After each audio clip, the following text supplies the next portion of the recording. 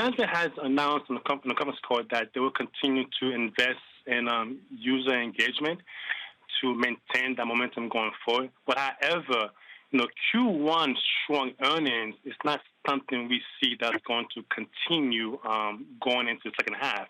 We'll see some spill off, from Q1 to Q2, but going forward, to Q3, that momentum will change.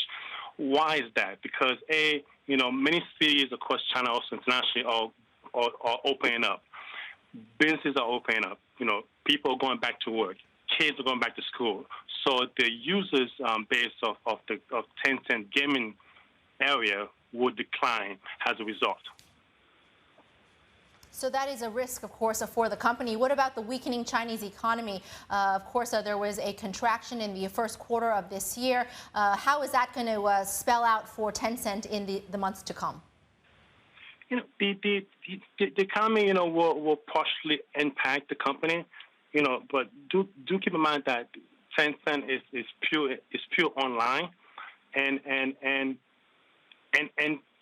as we focus on the online advertisement, as companies have cut budgets, for the first, quarter of this year, but those companies will need to come back to increase, their user engagement. So advertising revenues for Tencent going into, starting, in my opinion, starting from the late Q2, we'll see some increases because companies need to start to re-engage the consumer market. Is there any risk here for Tencent? In previous times, we've seen the regulators, of course, clamp down on too much screen time. Is Tencent at risk? There's always a risk, because we never know what the regulators going to do. So in terms, I think Tencent over the years had adjusted, their gaming, platforms to reduce, timings, regarding like underage children, having parent consent involved, having security in place regarding parents and children not overspending on the game.